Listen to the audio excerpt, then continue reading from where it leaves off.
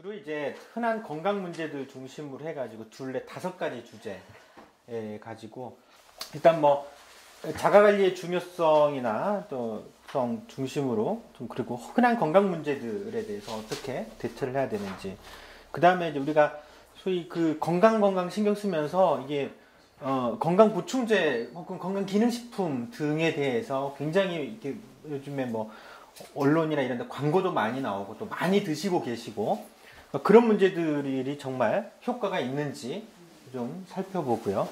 그러니까 이제 이거 먹으면 왠지 건강해질 것 같은 생각들을 많이 하고 계시거든요. 그래서 건강기능식품 혹은 건강보조식품에 대해서 설명을 해드리고 이 스트레스 문제들을 어떻게 우리가 해결을 했으면 좋겠지만 해결하기 좀 어려운 측면도 있고 그런데요.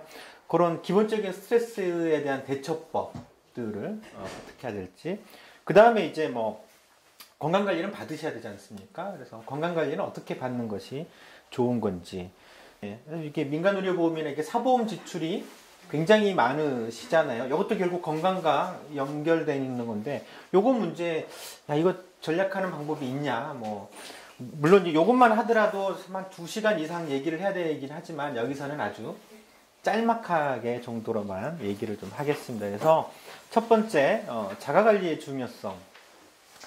그러니까 어떤 사람이든지 내 몸에 이상 징후를 느끼지 않는 사람은 거의 없어요. 그러니까 이거는 이제 미국 연구인데 미국에서 한 그 지역사회에 한 1000명 정도가 있다라고 치면 이 1000명 중에서 내 몸이 좀 약간 좀 이상한데 어디가 좀 안 좋은데 이런 걸 느끼는 분들이 1000명 한 달 동안에 느끼는 경우가 한 800명 정도, 80%는 느끼는 거예요. 건강상의 이상 징후. 약간 두통이 생겼든, 뒷목이 뻣뻣하든, 몸에 뭐가 만져지든, 피부에 뭐가 났든 간에. 그러니까 800명의 건강상의 이상 징후가 나타나는 거예요. 그러면 이 건강에 이상 증후군이 있다라고 해서 그러면 다 병원에 가느냐?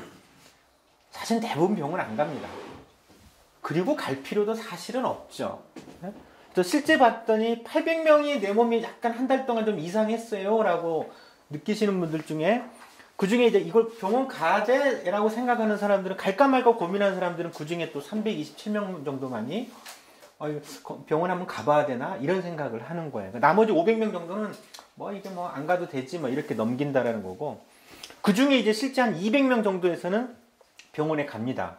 뭐 이 중에서는 고혈압 약타로 가시는 분도 있겠지만 몸이 이상 증후가 있어서 병원을 방문하게 되고 또 그 중에 이제 일부 한 60명 정도에는 이제 우리가 전통적인 이 병원 말고 다른 미국 데이터이기 때문에 우리식으로 따지면 뭐 한의원이라든지 뭐 카이로프랙틱이라든지 뭐 이런 식으로 전통 의사 쪽으로 가지 않고 그냥 거기 병원비가 너무 비싸거든요. 미국에서는 그렇게 이용하고 실제 이제 병원에 이제 동네의원 말고 병원에는 이 중에 그러니까 800명 중에 겨우 한 20명 정도만이 병원 외래에 방문하게 되고 그 중에 13명 정도만이 실제 이제 응급실로 이게 내 몸이 많이 안 좋은데 이렇게 간다라는 거죠.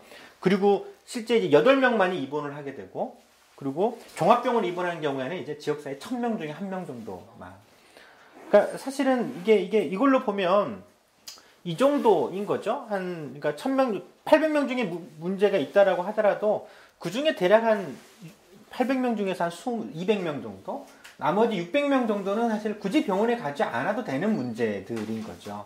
근데 이제 여기에 대해서 이제 과도하게 집착하거나 걱정을 하게 된다라고 하면 이제 아까 이제 간단하게 얘기했던 것처럼 이건 뭐 건강 보조식품으로 해결한다든지 뭐 이런 식으로 하면서 넘기는 부분들이 많은데 대부분은 큰 문제는 아닌 겁니다. 그러니까 우리가 흔하게 느끼는 증상들 뭐 대표적인 게 그런 거예요. 두통. 약간 머리가 좀 아픈데 이 정도는 사실 약 안 먹고 넘어가도 상관없어요.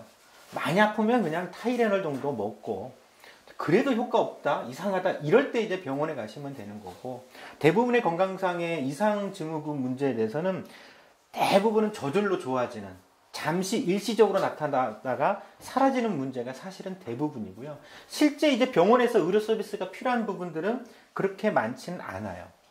근데 그러려고 하면 사실 일정 부분 자기 어떤 흔하게 발생되는 문제들에 대해서는 대처할 수 있는 그런 지식도 기본적으로 배우고 이래야 되는데 사실 우리나라에서는 어느 누가 그런 게 해주지 않죠. 내가 좀 이상한 증상이 있어. 그래서 네이버에 검색해. 전부 다 병원 가라고. 다 병원 가라고.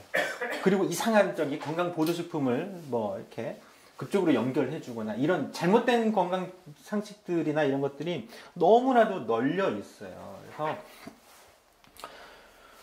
그래서 이제 실제 병원에 가는 사람들이 그러면 뭘로 주로 가냐? 이거 우리나라 데이터입니다. 이제 잘 안 보이실 수도 있는데 가장 많이 가는 이유 1등 기관지염.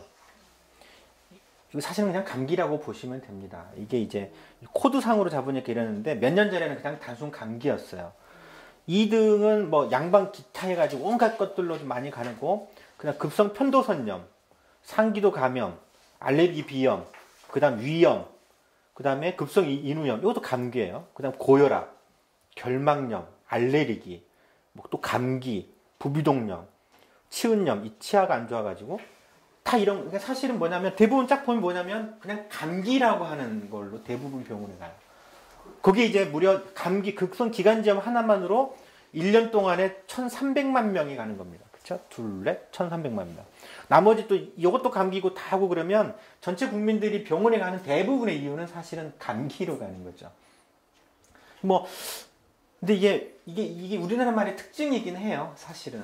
네네. 외국은 유럽에서 감기로 잘 병원에 안 갑니다. 미국도 안 가요, 병원으로. 많이 아플 때만 가는데요.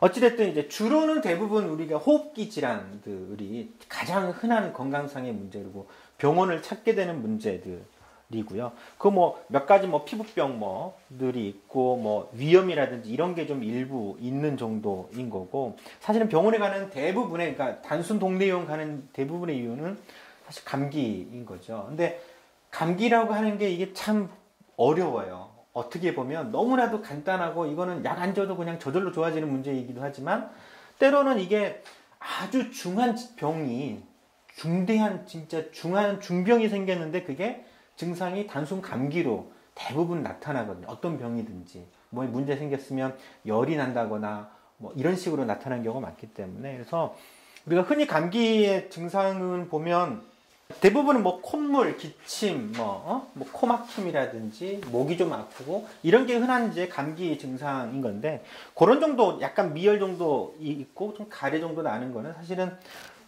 그냥 무조건 감기라고 보시면 됩니다. 감기 증상. 근데 이제 이런 감기 가지고는 사실 감기라고 하는 거는 그런 얘기 있잖아요. 약을 먹으면 일주일 가고 약을 안 먹으면 7일 간다고.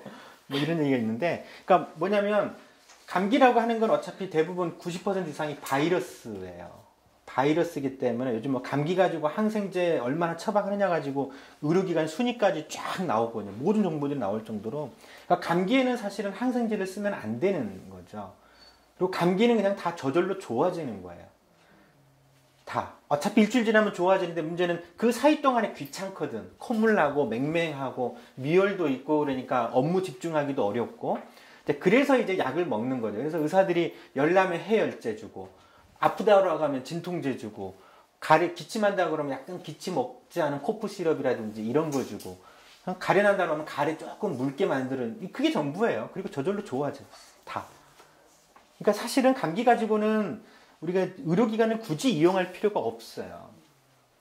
애들도 마찬가지예요. 근데 애들은 조금 달라요. 애들일 경우에는 어떤 문제가 되냐면, 애들은 다 감기예요, 그냥. 사실 문제가 생기면 대부분 다 감기 아니면 장염이거든요. 아니면 몇 가지 이제 바이러스 때문에 피부에 발진 같은 거 생기는 전염성 질환, 뭐 수두라든지 뭐 이런 것들이 좀 발생이 되는 건데, 어른들은 일반적인 단순 감기에서는 약간의 미열 정도밖에 안 납니다. 미열. 근데 이제 애들 같은 경우에는 조금만 감기 걸려도 열이 확 뜨죠. 순식간에 39도, 40도 금방 올라가거든요. 그러면 이제 엄마들이 난리가 나죠. 이거 큰일 났다. 큰일 났다라고 생각을 하는데, 안심하셔도 됩니다, 사실은.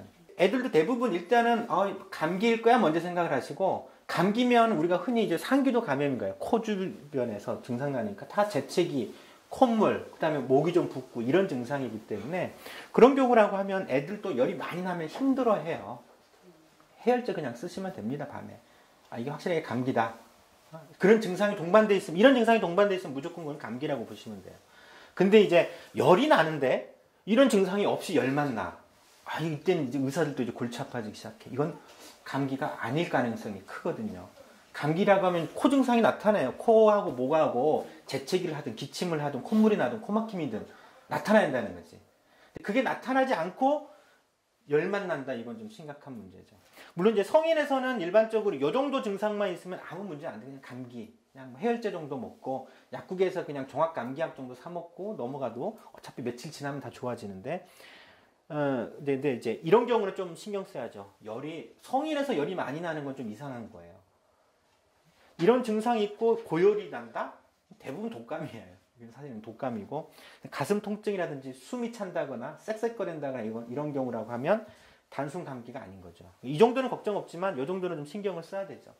그리고 어쨌든 감기 증상이나 뭐 하더라도 좀 약 먹고 약국에서 간단하게 자기가 자가 관리로 해결할 수 있는데 이상하게 일주일 이상 가 증상이 이거는 조금 이상하기 때문에 그럴 때는 진료나 이런 걸 꼭 받아보셔야 됩니다. 대부분의 감기는 일주일 이내 일반적으로 한 3, 4일 정도 앓고 넘어가는 경험 다 해보셨잖아요. 그렇죠? 그 정도 지나가면 넘어가요. 약을 먹든 안 먹든 무조건 좋아지는 겁니다.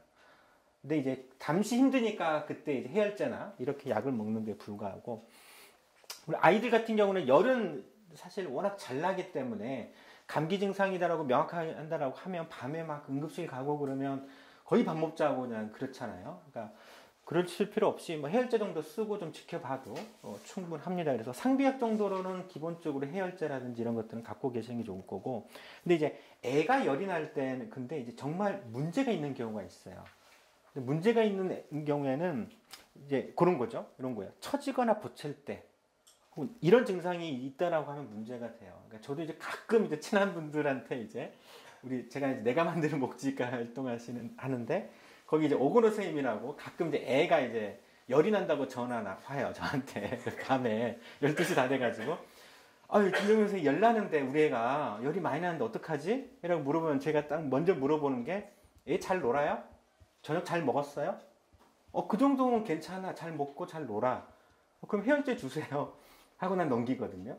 그게 뭐냐면 애들은 성인하고 약간 다르게 자기가 정말 몸에 심각한 문제 그리고 많이 아파하면요 애가 처져요. 활동량이 떨어지는 거지. 잘 안 먹죠. 네? 그런 방식으로 나타나요. 물이나 이런 것도 잘 먹지도 않고 애가 처져. 이건 심각한 문제. 이때는 한밤중이라도 그냥 무조건 병원에 데리고 가는 것이 맞습니다. 그런 경우라고 하면 애들은 단순 감기보다는 감기 합병증이나 이런 게 생겼을 가능성이 커요. 폐렴이라든지 심한 모세기관지염이라든지 이런 것들이 생겼을 가능성이 큰 거죠. 물론 뭐 경련이나 뭐 이렇게 열나면 뭐 심각한 문제인 거고 주로는 이제 그런 애들 같은 경우 그런 식으로 판단하면 평상시 애가 감기 걸렸어도 애들은요 약한 감기는 좀 걸려도 잘 놀아요. 잘 놀고 잘 먹고 근데 열나고 좀 재채기 기침 좀 하는 정도. 이 정도에서는 크게 사실은 문제되지는 않는다라는 거죠. 뭐 일반적으로 이제 감기는 너무나도 흔하고 1년에 전 국민이 평균적으로 서너 번은 다 걸려요. 애들은 막 1년에 한 10번씩도 걸리거든요. 뭐 그때마다 거의 애들은 약 먹고 막 항생제 달고 뭐 이렇게 사는 애들이 있는데 그럴 필요는 없고 중요한 건 이제 이런 가족 내에서도 이제 애가 감기 걸리고 내가 감기 걸렸을 때 애한테 전염될 게 참 걱정되잖아요. 그게 이제 뭐 독감일 때도 그러는 거고 신종플루 돌았을 때도 참 그게 제일 걱정이 됐었던 거고 요즘엔 결핵이나 이런 것도 워낙 많기 때문에 기침 예절이나 이건 꼭 알고 계셔야 됩니다. 별거 아니에요. 기침 예절이라는 게 다 호흡기 전염병은 기침할 때 가래에서 튕겨나갑니다. 이 가래에서 튕겨나가는 게 보통 한 1.5m 튕겨나간다고 하거든요. 그 범위 내에 있으면 직접적으로 기침할 때 나오는 분말로 의해서 전염이 되는 거고, 그리고 대부분은 이제 기침하고 이럴 때 이제 손이나 이런 게 이제 다 문고리에 묻고 어디에 묻고 하다가 다른 사람이 만지거나 가족 내에 이렇게 직접적으로 손으로 해가지고 직접 접촉되기 때문에 그 두 가지만 잘 지켜도 거의 대부분 예방할 수가 있습니다. 그래서 기침을 할 때는 항상 수건으로 이렇게 가리고 한다. 이게 수건이 없으면 손으로라도 이렇게 해가지고 돌려서 기침을 한다는 게 기본적인 거고, 그리고 나서 손은 항상 씻는다. 그리고 내가 감기에 걸렸으면 가능한 마스크를 착용하고 가는 것이 그냥 남들한테 전파되는 걸 좀 막는 효과가 있고, 그 다음에 손은 항상 자주 씻을 것. 특히 감기 걸렸을 때, 감기 안 걸렸을 때라도 손은 씻는 게 좋고요. 손은 반드시 비눗물에 씻는 것이 가장 좋습니다. 비누하지 않고 이제 씻는 거는 균이 내 손에 묻어 있더라도 별로 이렇게 다 떨어져 나가진 않거든요. 근데 비누에만 하면 괜찮아요. 애들 상처나 이런 거 났을 때도 제일 좋은 거 소독약 없어도요. 그냥 비눗물로 하시면 됩니다. 비눗물 이렇게 해가지고 상처 해가지고 흙에 딱 이게 상처가 나면 이 흙이 묻잖아요. 흙에는 온갖 균들이 다 균덩어리예요. 균덩어리. 그래서 그 상태에서 소독만 하고 하는 것보다는 소독약이 있더라도 그 전에 먼저 이거 상처를 깨끗하게 씻어줘야 돼요. 흙이나 이런 것들. 그래서 제일 좋은 건 비눗물로 씻기고 그 다음에 소독약 있으면 소독약하고 꺼지로 붙이는 형태로 하면 되는 거죠. 항상 손 잘 씻는 건 아주 중요합니다. 그 다음에 종종 이제 배가 아픈 것도 워낙 흔하기 때문에 물론 대부분은 장염이죠. 장염이긴 하지만 성인들은 요즘에 워낙 스트레스 때문에 위험이 워낙 많아요.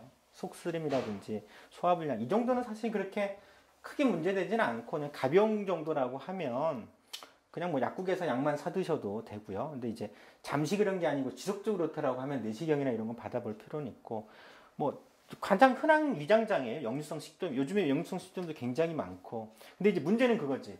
배가 증상이 있고 배가 아프고 그랬을 때 이게 의사가 보는 건 두 가지예요. 딱 환자가 배가 아프다 해서 오면 둘 중에 하나를 먼저 감별해야 되는 게 이 환자를 수술해야 될 병인 건지 아니면 약 주고 그냥 보내야 될 병인지 인 거거든요. 수술할 병 놓치면 그건 난리가 나거든요. 배가 아픈데 수술할 병은 대부분 그냥 맹장염이라고 보시면 돼요. 맹장 어디 있죠? 오른쪽. 네, 오른쪽 아래. 극히 드물게 왼쪽에 있는 사람들이 있는데 그건 몇백만 명 중에 아마 한 명 정도 될 겁니다. 장이 안 돌아가가지고 생기는 건데 일반적인 복부 증상이 있을 때는 배가 아픈데 단순하게 배 좀 조금만 아프다가 말면 그건 큰 문제는 없어요. 일반적으로 변비라든지 단순 위염인 경우가 많은데 배가 아프면서 이제 열이 난다. 이건 뱃속에 뭔가 염증이 있다라는 거예요. 위염 때문에 식도염 때문에 혹은 단순 위궤양 때문에 절대 열 안 납니다. 열 난다는 건 뭔가 염증이 있는 거거든요. 또 이렇게 심하게 토한다든지 그리고 배가 너무 아프다거나 이런 거는 이제 위험 신호기 때문에 조심해야 되겠죠. 그리고 변 색깔 봤더니 피가 묻어 나온다거나 내지는 너무 까맣다거나 변이 까만 것도 피가 나오는 겁니다. 선짓국 생각하시면 될 것 같아요. 그래서 우상복부가 아프다. 요거는 굉장히 위험 신호입니다. 왜냐하면 여기는 쓸개가 있고 췌장 쪽도 있고 이렇게 담도 간이 있기 때문에 위험 신호고 우하복부 통증은 이거 이제 맹장을 먼저 감별을 해야 되기 때문에 이런 정도인 거고요. 기본적인 이제 흔한 게 결국에는 이제 감기라든지 상기도 감염, 그 다음에 이제 복부 쪽에 문제들이 대부분의 문제들이고요. 이런 경우는 자기가 집에서 자가관리만 잘 하더라도 사실은 굳이 이제 병원에 가지 않더라도 해결할 수 있는 문제. 또 그런 문제는 또 다 좋아진다라는 거예요.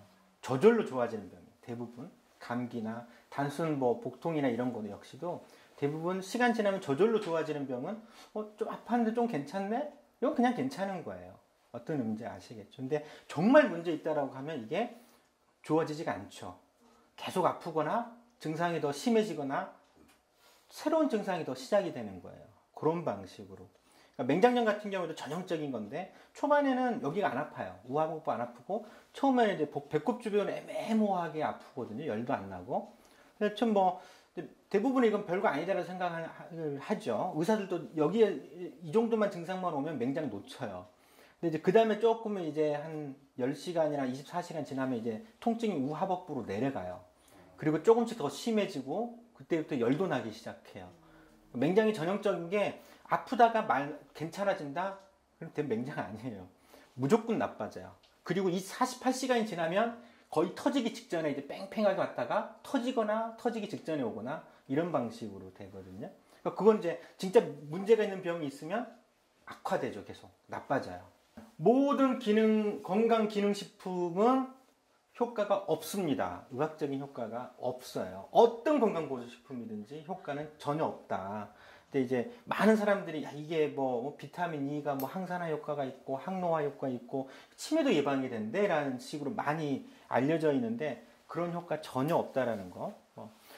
몇 가지 이제 흔한 것들만 이제 영양 보충제로 워낙 많이 팔리고 애들한테도 많이 먹이지 않습니까?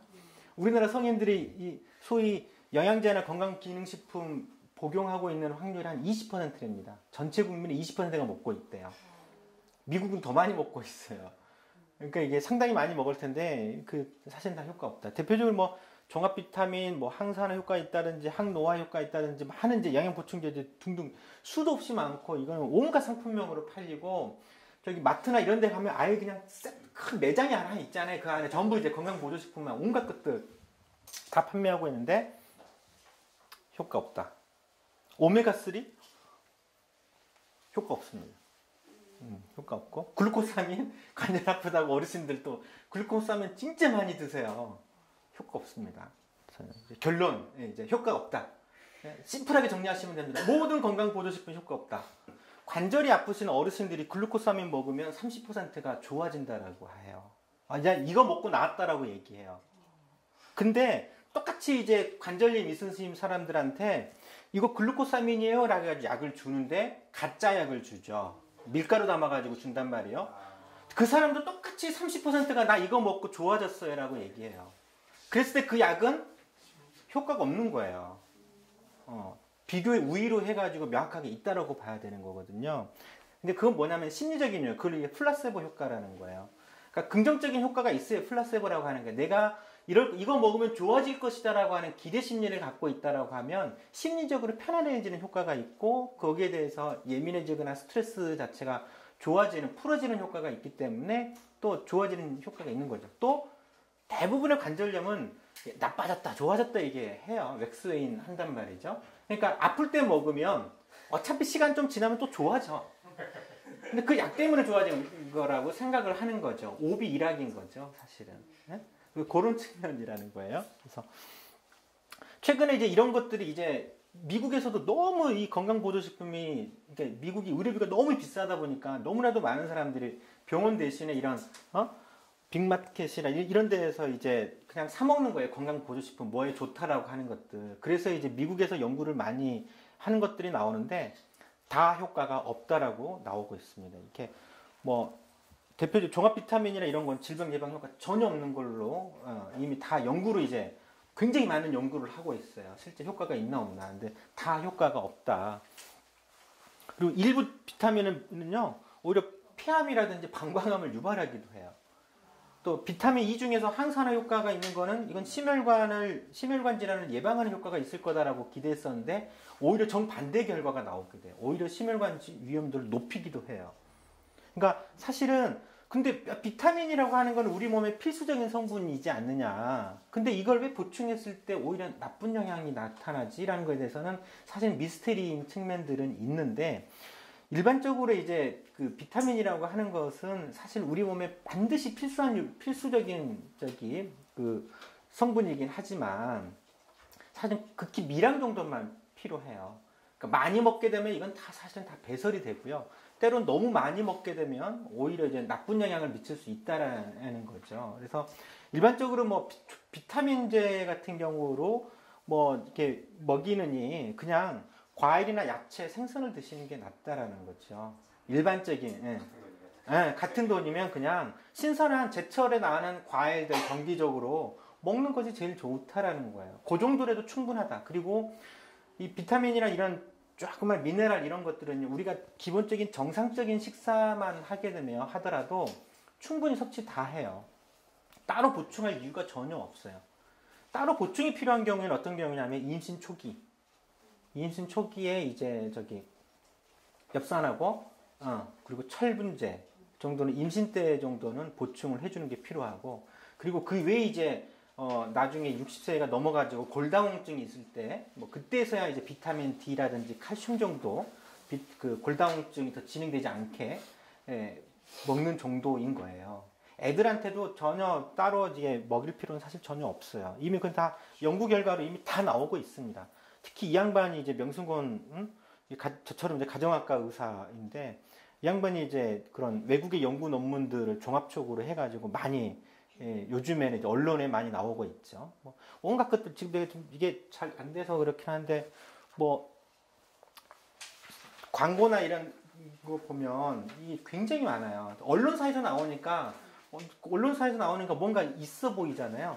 잘 보면 전부 다 상품 광고, 이거 뭐에 좋다 해놓고 상품 광고 이건 다 로비 받아가지고 돈 받고 써주는 기사들이에요. 그러니까 식품 건강기능식품 회사들이 워낙 많고 이거를 판매해야 되니까 이게 건강에 좋다라고 하는 믿음을 줘야 되거든요. 얘네들은 데이터가 없어요. 이게 건강에 좋다라고 하는 데이터는 야 비타민이 우리 몸에 꼭 필요한 거야. 꼭 필요하지 알잖아. 그러니까 먹어야 돼. 그럼 건강에 좋아져. 이런 건데 실제 전혀 그렇지 않다라는 거예요. 그래서 그렇게 돈을 막 몇만 원씩 뭐 쓸 필요 없다. 뭐 셀레늄부터 시작해가지고 뭐 수도 없이 많아요. 저도 잘 성분 모르는 게 항산화 효과가 있다, 뭐 항노화 효과가 있다, 항치매 효과가 있다 이런 식으로 해가지고 나오는데 다 효과는 없습니다. 특히 이제 암 환자들이 이제 많이 또 먹거든요. 암에 효과가 있다라고 하는 거 무슨 채소 같은 거 뭐 갈아가지고 먹기도 하고 그러는데 그런 것도 효과는 없습니다. 그냥 모든 건강 보조식품은 효과가 없다. 그리고 개념 자체가 그래요. 그러니까 예를 들면 글루코사민이나 이런 것도 또 오메가3 이런 거 마치 딱 보면 의약품으로 팔아요. 알약으로 만들어서 판단 말이죠. 그러니까 다들 약이라고 생각해. 근데 그거 허가는요. 건강기능식품으로 허가받아요. 근데 건강기능식품 허가해주는 방식하고 의약품을 허가해주는 방식은 완전 달라요. 의약품으로 정식으로 등재되는 건 의사가 처방해주는 건데 이 의약품이 효과가 있으려고 하면 반드시 임상 데이터에서 효과가 있다는 거를 데이터로 증명해야 돼. 임상연구 통해서. 그래서 그 약을 개발하려고 하면 기본적으로 10년 이상이 걸려요. 많이 실패하기도 하고. 그때서야만 의약품으로 등재되는데 건강기능식품은 그 효과 데이터가 필요 없어요. 그냥 우리 몸에서 일반적으로 유용하다라고 하는 성분이 들어있으면 그냥 안전성 시험만 해요. 이게 특별하게 해롭지는 않다. 해롭지는 않다라는 거. 먹었더니 아무 이상 없더라. 그냥 몇 명 먹여보고. 그것만 해가지고 하면 그냥 건강기능식품으로 허가를 해주는 거예요. 근데 이제 그렇게 허가받아 놓고 팔 때는 마치 의약품인 것처럼 건강이나 어떤 질병 예방하는 효과가 있는 것처럼 파는 거죠. 홍삼은 연구 데이터까지는 찾아보지 못했는데 거의 그런 거 자체도 그 연구로 의학적인 방식으로 연구는 하지 않아요. 그렇기 때문에 아마 그러니까 이제 의학적으로 내가 볼 때는 이게 명확하게 효과가 있다라고 하는 근거가 있느냐가 중요한 거지. 근거 없이 그냥 남들이 이거 먹으면 좋아요라고 하는 걸 의사들은 절대 권하지 않습니다. 더더군다나 이제 대부분의 연구는 요즘에는 의학적인 연구 결과로 나와요. 효과가 없다고 나온단 말이죠. 효과가 없으면 당연히 이건 먹지 말라고 그래야 되는 거지. 비싼 돈 들이고 뭐하러 먹습니까? 그렇죠? 그럼 허위 선전이 많네요. 근데 홍삼은 아마 우리나라에서도 연구가 안 돼 있을 겁니다. 그래서 근거가 있다라고 하는 효과가 있다라고 하는 근거는 아직 없을 겁니다. 근데 그거 역시도 아마도 제 생각으로는 연구해 보면 효과가 없는 걸로 나올 거라고 저는 생각을 합니다. 미국의 심혈관 학회에서는 오메가3를 보충제가 필요하다라고 권고까지 아직까지 이걸 바꾸지 않았는데 최근에서는 오메가3 자체가 효과가 없다라고 되어 있고요. 이때 이제 오메가3는 어떤 거냐면 건강 보조식품으로 나오는 오메가3가 있고 의약품으로 나오는 오메가3가 있습니다.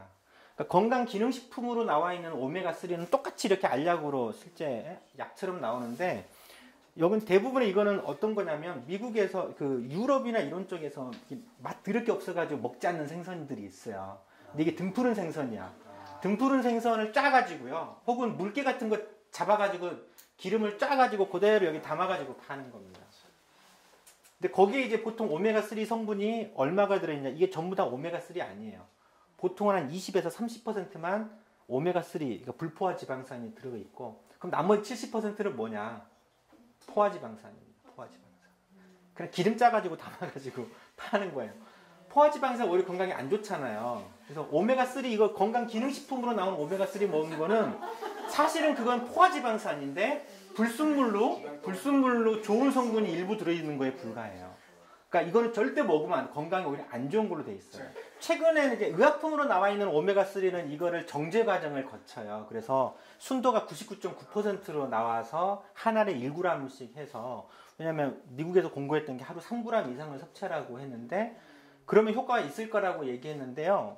결국에는 효과가 없는 걸로 최근 연구에서 나와요. 그래서 오메가3도 의약품으로도 지금 그래서 사실상 거의 이제 의사들이 더 이상 처방하지 않아요. 효과가 없기 때문에. 효과가 없는 걸 뭐하러 처방합니까? 약사들이 아니 이제 제약회사 직원들이 아무리 밥 사주고 이래도 의사들은요 아무리 그래도 효과 없는 약은 처방하지 않아요. 처음 알려져 있던 게 이제 그 에스키모인들 있죠. 이런 사람들이 보면 전부 다 비만이야. TV 종종 뭐 저기 북극 이렇게 해가지고 나오는 거기 원주민들, 에스키모인들이 이렇게 보면 전부 다 뚱뚱해요. 뚱뚱한데 그 사람들은 절대 심장병이 안 걸리더라는 거예요. 똑같이 뚱뚱한 미국인들은 엄청나게 심장병을 해가지고 다 급사하고 죽는데, 근데 그 차이가 뭐냐? 아, 이 사람들이 거기에서 뭐 연어라든지 이런 등푸른 생선 위로 주로 고기 육식을 많이 섭취하는 거예요.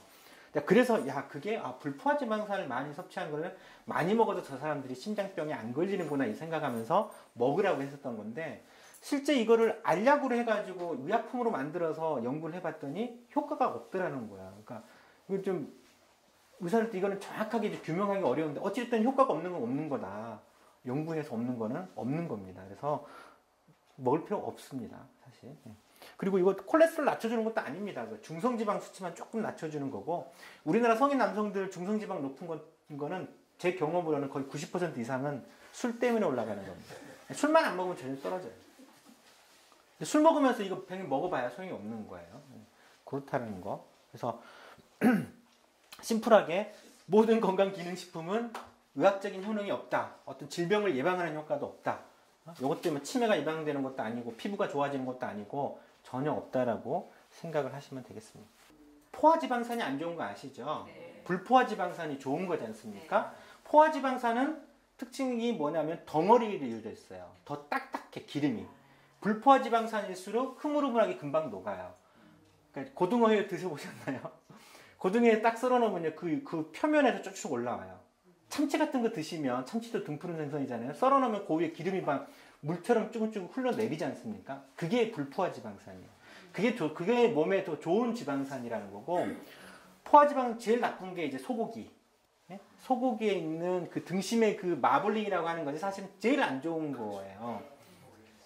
그래서 우리가 섭취를 할 때 그냥 상대적으로 불포화지방산이 몸에 더 좋은 거죠. 포화지방산이 심혈관 위험을 더 높이는 건 분명한 사실이기 때문에 가능하면 불포화지방이 많이 들어있는 거를 드시는 게 좋죠. 육지에 사는 우리가 흔히 먹는 것 중에서는 제일 안 좋은 게 이제 저거 소고기 기름이 제일 안 좋고, 그 다음에 돼지고기, 네, 돼지고기가 안 좋고, 그 다음 닭고기. 물론 닭고기는 기름이 거의 없으니까 주로 살코기 위주로만 먹으니까 괜찮고, 그 다음 제일 나은 게 오리고기인 거죠. 오리고기가 그냥 조금만 구우려고 해도 기름 쫙 빠지잖아요. 그게 불포화지방산이 많기 때문에 그런 특징이 있는 겁니다. 이게 포화지방산을 선택하냐 불포화지방산을 선택할 거냐는 상대적으로 그런 일반적으로 덜 해로운 것들을 선택하는 개념으로 생각을 하셔야지, 이걸로 먹을수록 더 어떤 건강상에 더 이득이 있다 이런 건 아니에요. 예를 들면 아무리 불포화지방산 많이 먹더라도 많이 먹을수록 좋은 게 아니라는 거지. 그럼 콜레스테롤 올라가요, 무조건. 뭐 스트레스 안 받는 사람들이 없죠. 스트레스 받으면 열받아, 뚜껑 열린다, 이런 식의 표현들을 하는데, 스트레스라고 하는 거는 모든 사람들이 하루에도 수십 번, 또 내가 인지를 하든 인지하지 않든 간에 우리는 항상 스트레스 놓여져 있는 거고요. 우리가 사는 이 주변의 생활 환경 조건에 내가 놓여 있는 것 자체가 사실은 스트레스이기 때문에 그 속에서 상호관계가 이루어지는 모든 것들이 사실은 다 스트레스인 거죠. 그래서 사실은 삶 자체가, 사는 것 자체가 스트레스이기 때문에 스트레스로부터 벗어나긴다는 거는 사실은 불가능하죠. 근데 이제 스트레스라고 하는 게 모든 게 나쁜 거냐? 꼭 그렇지는 않아요. 부정적인 스트레스도 있지만 긍정적인 스트레스나 이런 것들이 있는 거죠. 어떤 스트레스는 자극이 좀 돼야지 나도 움직이고 그러잖아요. 누가 좀 글 써달라고 해야 나도 이제 고민하고 내 생각을 정리할 기회를 갖는 것처럼 그렇다라는 거고요. 근데 이제 일반적으로 근데 이제 현대인에서는 이 스트레스가 잘 해소가 되면 이게 내 몸에 문제를 유발하지 않는데, 대부분 다 해소가 잘 안 되는 게 문제인 거예요. 그래서 대체적으로 스트레스, 이렇게 병원에서도 딱 오면 온갖 증상을 얘기하시는 분들이 있어요. 딱 보면, 최근에 무슨 일 있었어요? 이렇게 얘기해보면, 시어머니하고 싸웠다는 둥, 남편이 싸웠다는 둥, 사업했는데 돈을 사기당했다는 둥, 대부분 이런 것들이거든요.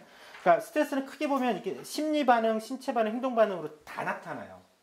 심리 반응 불안하고 초조하고 가슴 두근두근거리고 깜짝깜짝 잘 놀래고 어디 일 집중도 안 되고 불면증에 시달리고 머리도 아프고 온몸도 아프고 등등 소화도 안 되고 어지럽고 이런 등 신체 반응이 다 생기죠. 그 다음에 이제 그것 때문에 어떤 다른 행동 반응으로 이제 안 피는 담배를 태우기도 하고 술도 많이 먹기도 하고 뭐 신경질적인 반응도 나타나고 이런 게 복잡하게 나타나면 이건 다 스트레스예요. 그러니까 이제 보통은 예를 들어서 머리만 아프다, 머리만 아파. 그리고 딴 데는 안 아파요? 어쩔 때 아파요? 이렇게 물어보면 그건 대부분 단순 두통. 근데 스트레스 때문에 두통이 있는 경우에는 머리도 아프고요. 아, 저녁에 잠도 잘 못 자겠고요. 뭐 가슴도 좀 답답하고요. 소화도 안 돼요. 이런 스트레스 때문에 생기는 두통인 경우가 대부분이에요. 그러니까 여러 머리 끝부터 발끝까지 신체 증상이든 심리 증상이든 다 복합적으로 나타나. 한 가지 병으로 설명이 안 돼요. 그런 경우는 다 스트레스. 왜냐하면 전신에 다 작용을 하기 때문에 그러는 거죠. 근데 이제 이런 스트레스는 이걸 어떻게 그러면 이게 대처해야 되느냐. 스트레스에 대응하는 방법은, 스트레스를 해소하는 방법은 딱 세 가지밖에 없습니다. 세 가지. 아주 심플한 건데, 스트레스 문제 자체를 해결하는 방법. 좀 스트레스 자체가 없어지는 거지 않습니까? 근데 이거를 해결할 수 있으면 해결할 수 있는 게 정답이겠죠? 두 번째. 스트레스를 내가 가능하면, 세 번째는 이제 스트레스 자체를 아예 나한테 와 쏙 피해가는 방법. 그래, 딴 데로 가. 내가 스트레스 안 받겠죠? 그 다음에 어쩔 수 없이 내가 받으면 이거에 대해서 내 몸에 대해 스트레스 반응이 일어날 건데, 이거를 좀 부정적인 방향으로 흘러가지 않고, 내 몸이 또 쌓이지 않고, 긍정적으로 해결하게 하는 방법으로는 내 생각을 바꾸는 겁니다. 예를 들어서, 지금 이제, 어떤 방법이든지 스트레스를 해소한다는 방법에서는 세 가지 방법이 유용해요. 근데 대표적으로 근데 이제 스트레스가 뭐냐에 따라서 어떤 방법이 가장 유용하냐는 좀 다른데, 예를 들면 우리 올 초에 세월호가 터졌단 말이에요. 4월 16일 날 전 국민들이 스트레스를 엄청나게 받았잖아요. 이거 가지고도 자기 잠 못 자고 막 이렇게 호소하시는 분들 꽤 많이 병원에 왔었어요. 제일 좋은 방법은 뭐예요? 스트레스 근원 자체를 해결하는 거죠. 그렇죠? 또다시 이런 세월호 문제가 나타나지 않도록 하는 것. 그리고 세월호의 근본적인 원인이 다 해결되는 것.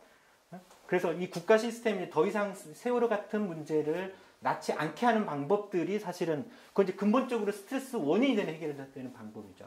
제일 좋은 방법이죠, 사실은. 근데 이게 쉽지가 않죠. 쉽지가 않아요. 그래서 많은 사람들이 최근에는 그래서 세월호 문제에 대해 언급하는 걸 많이 워낙 이거 하면 힘드니까 회피하죠. 나오면 이제 TV를 안 봐. 신문에서 세월호 문제가 있으면 안 보려고 그래. 보면 눈물 나고 열받고 막 이런단 말이죠. 그게 이제 스트레스를 회피하는 방법이죠. 뭐 우리나라 정말 이런다 뭐 바뀌겠어. 이게 차라리 이민이나 가자. 이민 가는 것도 이제 스트레스를 피하는 방법이죠. 우리나라 국가를 피하는 방법. 능력 있으면 그것도 괜찮은 방법이죠. 제일 좋은 방법은 국가를 바꿔야 되는 문제인 거고. 그리고 이제 두 번째, 세월호와 관련된 문제라고 하면 거기다 내 생각을 바꾸는 거예요, 그냥. 이건 뭐냐면, 세월호 그런다고 해서 우리나라가 바뀌어? 어차피 또 그럴 거야. 뭐 어떠겠어? 예전에 배가 한두 번 뭐 가라앉아 봤어? 한두 명 죽었어? 산풍부터 시작을 해서 우리나라 어쩔 수 없는 거야. 이런 식으로 자기 합리화 시키면서 넘어가는 거죠. 그러니까 거기에 대해 저항하고 분노하고 이런 방식들이 아니라 그냥 내가 내 생각을 아예 바꿔버리는 거지. 안 되니까. 이런 것도 이제 그 스트레스로 해소할 수 있는 방법이죠. 그래서 다른 여러 가지 예들이 다 가능해요. 우리 시어머니가 스트레스야. 시어머니. 제일 좋은 방법. 스트레스를 해결하는 방법. 시어머니를 바꾼다? 안 되겠죠, 근데. 혹은 그러니까 시어머니가 성격이 갑자기 착한 사람이 됐어. 갑자기 나한테 잘해줘. 그러면 좋겠지만 쉽지는 않죠. 되게 좋은 방법이죠. 그 다음에 스트레스를 아예 회피하는 방법. 그냥 나가 사는 방법이 독립해서 이런 것도 방법인 거죠. 이게 해결이 안 된다라고 하면 세 번째는 이제 거기에 대한 내 생각을 바꿔가서 이제 적응하면서 이제 사는 방법이죠. 그냥 시어머니 뭐 그래도 살 날 몇 년 안 남았는데 뭐 조금만 버티다 보면 뭐 돌아가시겠지 생각하면서 기다리고 이런 방법인 거예요. 그러니까 각각의 상황에 따라서 스트레스 해결하는 방법은 가장 좋은 방법들이 그때그때 달라요. 어떨 때는 이 방법이 좋은 방법일 때가 있고 어떤 상황에서는 이 방법이 좋은 방법이 있고 어떨 때는 이 방법이 좋을 때가 있죠. 근데 일반적으로 이제 우리가 이 생활을 하면서 발생되는 대부분의 스트레스의 문제는 사실은 제일 좋은 방법은 둘째 방법입니다. 사회적 관계 속에서 벌어지는 이거 자체가 바뀌기는 사실은 쉽지는 않아요. 사실은 쉽지는 않은 거고 제일 좋은 방법은 스트레스에 대한 내 생각을 바꾸는 것이 일반적으로 그냥 가장 이렇게 공고하는 방법이기는 해요. 어쨌든 스트레스는 받는 건 내가 피하기도 어려워. 스트레스 자체도 해결이 안 돼. 근데 결국에는 나는 살아야 되지 않습니까? 이 스트레스 받고 이 상황 속에서 계속 분노하고 좌절하고 막 하면 내 몸이 망가져. 내 정신이 망가진단 말이죠.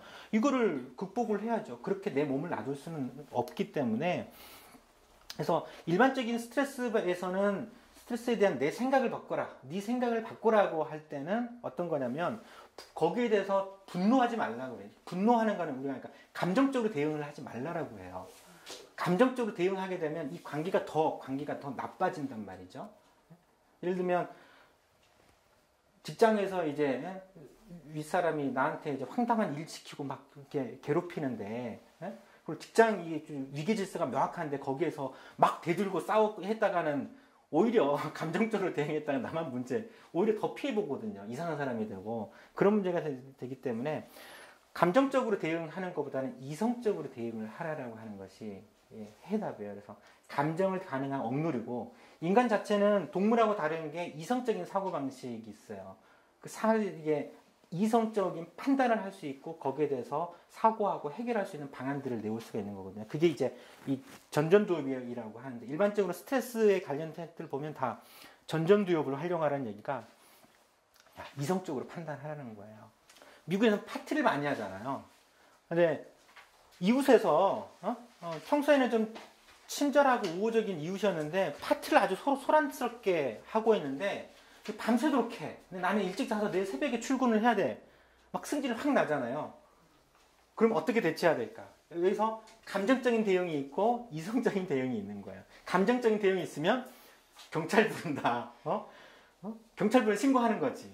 이건 굉장히 감정적인 대응인 거고 그게 그렇게 실제 된다라고 하면 뭐 그게 이제 잠시 진정은 될 수 있겠지만 이웃하고 관계는 완전히 깨져버리는 문제가 그렇게 기결될 수 있겠죠. 그리고 야 조용히 해. 뭐 소리 지르는 방법도 있겠지만 일반적으로 미국의 이게 정신과 의사들이 공부해 주는 방법은 뭐냐면 C나오고는 뒤쪽으로 아래쪽으로 가는 거예요. 아예 내일 일찍 피곤하게 해도 그냥 저녁에 가서 즐기는 거지. 파티를 가서 차라리 어차피 저거 쟤네들 어차피 새벽까지 즐기게 돼 있는데 내가 막 승질 내봐야 소용없으니까 아싸리 그냥 즐긴다. 이런 것도 하나의 중요한 게 그런 냉정한 굉장히 이성적인 판단으로 오히려 즐겁게 이제 이걸 넘기는 거죠. 또 하나 두 번째 얘기가 그런 거예요. 직장에서 아주 힘들게 퇴근을 했어. 너무 피곤해. 근데 집에 이제 남편과 아이들이 저녁이 뭐냐고 물어본단 말이죠. 근데 난 힘들어 죽겠는데 둘이 TV 보고 있으면서 여보 저녁 이런 식으로 한단 말이죠. 갑자기 승질이 확 날 수 있겠죠. 그렇죠? 이때 그럼 어떻게 대처를 해야 돼? 그런다고 내가 얼마나 힘들고 아는데 막 잔소리 퍼부으면서 둘이 일찍 있으면 둘이 미리 좀 도와주면 안 되냐 이런 식으로 이게 하다 보면 또 문제가 생길 수 있단 말이죠. 그럴 때는 차라리 감정적으로 대응하는 방식이 아니라 이성적인 대응. 나 너무 피곤하고 그랬는데 내가 저녁 지금 해주기 너무 힘들어. 아예 그냥 그러면 회식을 합시다라고 제안할 수 있는 거지. 이런 게 이제 그 관계를 남편이나 아이하고 관계도 깨지 않고 이성적이고 나 역시도 힘들지 않고 합리적으로 해결할 수 있는 방법인 거죠. 그러니까 그게 이제 감정적으로 대응하면 이게 그냥 스트레스가 되고 남편하고 싸우게 되는 문제지만 이성적으로 좀 사리 판단을 해서 해결하는 방법을 찾는 거죠. 그러면 이제 이게 부부싸움으로 번지지 않고 그냥 화목하게 외식하는 걸로 해결할 수 있다라는 거죠. 세 번째도 이것도 뭐 비슷한 겁니다. 유선 방송을 신청하는데 이게 안 나와. 툭 하면 고장나고 세 번째나 그랬단 말이죠. 그래서 유선 방송 회사에 전화를 걸어서 뭐라고 해. 이거 도대체 뭐냐 당신들 서비스 개판이야? 니네들 뭐 욕하고 막 이런 사람들 있겠죠. 감정적인 대응을 하면 이렇게. 근데 그런다고 좀 내 마음이 편해지나요? 물론 잠시 쏟아부르고 나면 편할 수 있겠지만 그렇지 않거든요. 상대방은 또 그것 때문에 갑자기 바가지로 욕을 얻어먹고 그러면 이 감정 노동하는 사람 입장에서는 또 생각을 해본다라고 하면 그 사람도 또 힘들어지는 거죠. 그래서 이때는 차라리 그냥 뭐 당장 고쳐질 문제도 아니지 않습니까? 뭐 서비스 부른다고 내일이나 모레 며칠 더 걸릴 거고 그러니까 아싸리 그냥 그냥 책을 다른 책을 TV 포기하고 그냥 포기하고 그래 평소에 몸이 있던 그냥 책 읽고 이런 식으로 넘기는 거예요. 스트레스에 대한 내 생각을 바꾼다라고 하는 의미가 일반적으로 통용될 때는 이런 의미예요. 그래서 감정적인 대응하지 마시고 이성적인 대응을 해라. 그래서 합리적인 그 상황에서 해결할 수 있는 방법은 항상 있는 거지. 그렇게 되면 그게 스트레스로 남지 않고 그냥 이제 별 문제 없이 해결이 되는 거라는 거죠. 이게 이제 일반적인 이제 스트레스에 대한 해소할 때 공부해주는 방식인 거죠. 근데 사실은 쉽지는 않죠. 당장 막 우급부근에 승진하는데 쏟아붓고 남편이든 누구에게든 감정적인 대응하고 막 이런 경우가 많은데 그런 과정으로 하다 보면 이게 사실은 우리 관계 자체가 또 꼬이게 되는 거예요. 실제 이게 문제를 해결하지 않고 이게 또 다른 어떤 문제로 유발이 돼서 해결하는 방식이 아니라 관계 자체를 오히려 악화시키고 꼬이게 만드는 측면들이 있기 때문에 잘 생각을 해서 판단하시면 됩니다. 그래서 스트레스 해소법은 항상 세 가지가 있다. 스트레스 자체를 바꾸거나 세월을 생각하시면 됩니다. 스트레스 자체를 회피하거나 신문여행을 안 보고 혹은 이민 가거나 이런 방법도 있고 스트레스에 대한 어쩔 수 없이 나한테 온다라고 하면 스트레스에 대한 내 생각을 바꾸는 것. 근데 이 세월호에서는 내 생각을 바꾸는 좋은 방법이 아니죠. 세월에 대해서는 국가를 바꿔야지. 이거 아니면 계속 이게 반복될 거니까. 근데 많은 사람들은 지금은 사실은 자기 생각을 바꾸는 거예요. 수긍을 하고 그냥 어떻게 불쌍하고 그냥 걔들만 불쌍하지. 이런 식으로 너무. 또 이런, 그러니까 이게 계속 반복되는 거죠. 이런 문제. 그러니까 각각의 상황에 따라서 스트레스 해결법은 좀 다르긴 한데 이건 워낙 국가적인 큰 문제고 세월호는. 하지만 이제 우리가 일상생활에서 발생되는 스트레스의 상당 부분은 거의 대부분의 정답은 스트레스에 대한 내 생각을, 내 반응을 바꾸는 거다라고 생각을 하시면 될 것 같아요. 그래서 자기 주변에서 이렇게 할 수 있는 것들을 많이 좀 생각을 해보시고 그렇게 하세요. 그래서 뭐 돈을 뜯겼다. 이때 이제 열받지만 이게 합리적으로 판단해야죠. 다시 이걸 받아낼 수 있느냐, 못 받아내냐. 못 받아낸다를 판단하면 그것 때문에 계속 억울해하고 막 할 필요가 없지 않습니까? 그냥 쿨하게 그냥 넘기려고 노력하다 보면 바로는 안 되지만 넘어가게 돼 있어요. 어쩔 수 없죠, 뭐. 나라도 뭐 재수 온 붙었다 생각하시고 그냥 앞으로 열심히 하면 잘 살면 되죠. 다시는 이렇게 사기 안 당해야겠다 생각하시면서 그렇게 하시라는 거죠. 이 이제 스트레스에 대한 일반적인 방법입니다. 그리고 이제 그런 이제 크든 작은 여러 가지 스트레스를 조금 좀 줄일 수 있는 좀 해소법들이 있어요. 이거는 이제 스트레스 근원을 해결하는 문제는 아니지만 일반적으로 가장 좋은 게 운동이에요. 운동 해보시면 아시겠지만 뭐 1시간 정도 땀을 쫙 빼면 이상하게 기분이 상쾌해지잖아요. 기분 전환 효과가 아주 좋아요. 그래서 우울증 약 먹는 거하고 운동하고는 거의 효과가 같은 걸로 되어 있어요. 그래서 가벼운 우울증이나 이런 거는 사실은 약을 처방하는 것보다도 이렇게 이제 레코멘드 하는 거죠. 운동을 좀 하시라. 바람 좀 쐬고 좀 땀을 좀 빼는 운동을 한번 해보시라. 그럼 기분도 전환되고 그럴 거다. 기분 전환이 되면 이제 그 스트레스를 바라보던 시각이 좀 달라지죠. 그전에는 막 감정적으로만 했던 것에 대해서 조금 거리를 둘 수가 있거든요. 그래서 조금 더 합리적으로 해결할 수 있는 방식이 생겨요. 그 다음에 이제 스트레스 받고 이런다라고 해가지고 인간관계를 다 차단하고 혼자 고립되는 방식은 좋은 방법이 아니다. 오히려 그거는 이제 병을 더 악화시킬 수 있는 방법이 있기 때문에 그런 일이 있어도 갑자기 사라지는 사람들 있지 않습니까? 무슨 일이 있으면 인간관계에서 그런 건 좋은 방법, 잠수하는 방법, 좋은 방법이 아니고 그 인간관계를 계속 유지하는 속에서 자기 고민들을 나누고 얼마나 큰 도움이 경제적인 도움은 안 될 수 있지만 심리적인 위안이나 이런 게 그래도 관계를 유지하고 있다는 게 사실 요즘은 굉장히 큰 사회적 자산이거든요. 그러니까 그러라는 거고 또 이제 이완 반응도 굉장히 효과가 좋아요. 그래서 요가라든지 이런 것들이 굉장히 이제 마음을 긴장되어 있는 스트레스 받으면 몸이 긴장되거든요. 긴장되는 거를 좀 풀어주고 이런 것들이 좀 필요한 거고 충분한 수면 취하라는 거 시간 관리해서 자기 계획적인 생활을 하라는 거고 또 좀 인생관 자체를 긍정적으로 하라는 거죠. 그런 등등. 그 다음에 이제 스트레스 받는다고 술, 담배 더 하는 거. 이거는 오히려 더 안 좋은 걸로 되어 있습니다. 그래서 이건 절대 스트레스나 이런 것들을 더 악화시키는 거지 스트레스를 해결하는데 해소하는데 도움은 전혀 안 되는 걸로 되어 있습니다. 건강검진이야 다들 잘 받으시죠? 그래서 우리 이제 건강검진 보통 2년에 40세 이상부터 2년에 한 번씩 나오는데 병원 가면 하는 것도 없고 친절하지도 않고 그냥 피 빼고 엑스레이 찍고 키 재고 혈압 재고 그냥 4시간 할 때는 4시간 하고 그냥 온단 말이죠.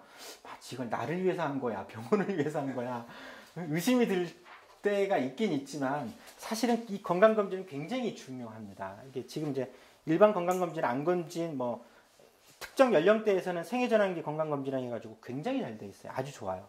애들도 지금 하고 있고, 뭐 그다음에 뭐 이제 비싼 돈 들이고 뭐 기본 뭐 5, 60만 원 뭐 들이고 이제 심지어 몇백만 원까지 하는 건강검진도 있고 그런데 요건 사실 할 필요가 없습니다. 2012년 데이터일 텐데 2012년도에 우리나라 전체 사망자가 한 27만 명 정도가 사망했습니다. 지금 태어난 애들이 지금 한 43만 명, 45만 명 정도 태어나고 있고 매년 27만 명이 사망하고 있어요. 근데 사망하는 사람들이 1년 지나면 올해 27만 명 죽었으면 내년에 28만 명 죽고 내후년에 30만 명 죽고 이런 식으로 사망자가 이제 올라가고 있거든요. 그 이제 죽는 사람들이 뭘로 죽느냐를 봤더니 한 4분의 1 가까이가 암으로 죽습니다. 1번이 암, 제일 압도적으로 제일 위에 제일 많을 거예요. 그 다음에 이제 뇌혈관 질환, 심장 질환이에요. 중풍이라든지 심장병이나 심부전이나 이런 걸로 사망하는데 건강검진으로 이런 주된 사망의 원인, 주로 건강에 가장 큰 영향을 미치는 원인들이 대부분 커버가 되는 거예요. 암은 암검진 받지 않습니까? 그렇죠? 암검진이 이게 물론 5대암이긴 하지만 그것도 굉장히 의미가 큽니다. 그 다음에 이제 심혈관 질환이라든지 이런 거는 결국에는 다 고혈압, 당뇨, 비만 이런 것들이 문제가 되거든요. 근데 그런 것들을 전부 다 사실 일반 건강검진으로 다 잡아내요. 뭐 그냥 간단하게 뭐 키 재고 몸무게 재고 뭐 혈압 좀 재고 피 검사하고 뭐 별거 아닐 것 같은데 여기서 우리가 흔하게 잡아낼 수 있는 거 다 잡아냅니다. 고혈압 잡아내죠. 고지혈증, 당뇨병, 콩팥질환, 심장질환, 뭐 결핵과 같은 폐질환 해가지고 중요한 건 다 잡아내요. 60세 때는 우울증하고 치매 검진까지도 해주거든요. 그러니까 실질적으로 보면 이게 피 한 번 뽑는 게 이제 별거 아닌 것 같은데 중요한 병을 다 잡아낸다. 거의 다 잡아낼 수 있다니까. 만성병으로, 만성질환으로 문제가 되는 것들은 사실 다 잡아냅니다. 근데 이제 사실 건강검진 받고 나면 의무적으로 이게 당신 이 결과가 이렇게 나왔어요라고 설명을 해줘야 되거든요. 병원에서. 근데 그 설명을 안 해주니까 문제인 거지. 딱 봐도 뭔 말인지 몰라요, 이게. 해석하기가 너무 어렵게 돼 있어. 의사도 딱 보면 이상하게 돼 있는데 사실 그게 검사 결과가 정상이든 아니든 2차 검진을 통해서 의무적으로 해서 그 설명을 받을 수 있도록 해야 되는데 우리나라는 그게 안 돼 있는 게 문제예요. 만약에 검사 결과 자체가 2차 검진 대상이다라고 나오면 무조건 꼭 받으셔야 되고요. 그건 고혈압이나 당뇨 같은 게 이제 잡힌 걸 의미를 하기 때문에 그렇지 않더라도 이게 내용을 잘 모르겠으면 이거 가지고 그냥 가까운 동네 의원 가셔가지고 이거 이상이 있다는 거예요, 없다는 거예요 한번 물어보면 손님 많은 데로 가면 잘 안 해주니까 손님 없는 대로 병원은 원래 환자 많은 데 가면 불친절한 겁니다. 손님 없는 대로 한가한데 팔이 날린 대로 가야지 이거 하면 막 10분씩 20분씩 설명해줘요. 의사들도 좋다고. 그렇게 해야지 하는 게 나아요. 그래서 설명은 가능한 좀 들으시는 게 좀 필요할 거고요. 암검진이 사실 별거 아닌 것 같은데 굉장히 중요해요. 특히 여성들은 우리가 이제 5가지를 하거든요. 여성들이 유방암하고 자궁경부암이 2개가 들어가 있어서 그렇긴 하는데 남성들은 위, 간, 대장을 하는데 위는 내시경을 하고 간암은 이게 다 B형 간염 보균자나 이게 C형 간염 보균자 혹은 간경 환자들한테만 생기기 때문에 정상적으로 이게 없으신 분들은 간암 검진 안 해요. 그냥 남자는 위암 검진하고 대장암은 이게 지금 문제가 변으로만 한단 말이죠. 변 검사는 그 뭐냐면 변에 피가 나오나 안 나오나인 거예요. 대장암이 어느 정도 진행이 되면 피가 보이거든요. 조기 발견 효과가 약간은 있는데 사실 피가 나와서 발견되면 대부분 2기, 3기 이상인 경우가 많아서 조기에 발견하려고 하면 사실 내시경을 하시는 게 좋아요.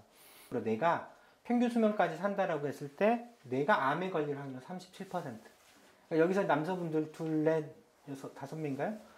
있으면 아마 나중에 되면 이 5명 중에서 기본적으로 최소 2명은 무조건 암이 생긴다는 거죠. 확률적으로. 네? 그리고 수명이 올라가면 올라가서 암 발생이 늘어나요. 80세가 넘어가면 하면 5 중에서 거의 한 3명 가까이까지 암에 걸릴 거예요. 여성은 평균 수명이 84세까지인데 84세까지 암에 걸릴 확률이 33% 정도 돼요. 여성들은 좀 낮아요.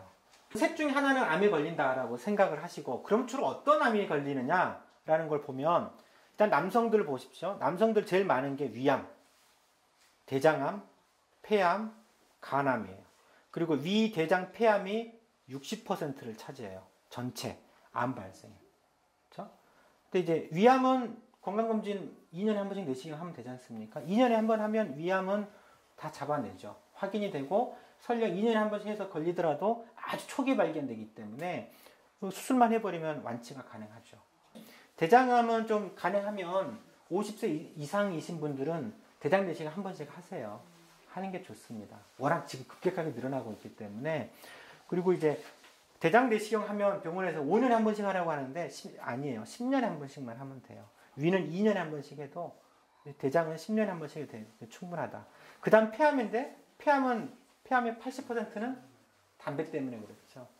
그러니까 예를 들어서 내가 남성인데 나는 2년에 한 번씩 내시경 했었어. 그래서 그리고 나 대장암도 한 번 했었지 얼마 전에. 그러면 이 두 가지가 이 암 발생 확률이 일단 떨어지는 거예요. 그렇죠? 그럼 나 담배도 안 피워. 그럼 폐암까지 사라지는 거지. 그러니까 나는 평생 발생률이 37%라고 하지만 이것만으로도 반을 줄일 수 있는 거예요. 또 이런 경우에는 설령 재수없게 암이 생기더라도 아주 초기에 발견되기 때문에 대장암 같은 경우에는 조그마한 용종이 있는 거 떼버리면 끝이에요. 다 거기에 그게 이제 한 십몇 년 지나야지 암으로 넘어가는 거거든요. 다 넘어가는 것도 아니고 그 중에 한 수십 개가 있으면 그 중에 하나가 넘어가는 거예요. 그러니까 그것만 떼버리면 암은 걸릴 일이 없는 거죠. 위암 뭐 일찍 발견해서 조금 수술만 해보 요즘 내시경 쪽으로 살짝만 이렇게 도려내면 땡이거든요. 담배 안 피워.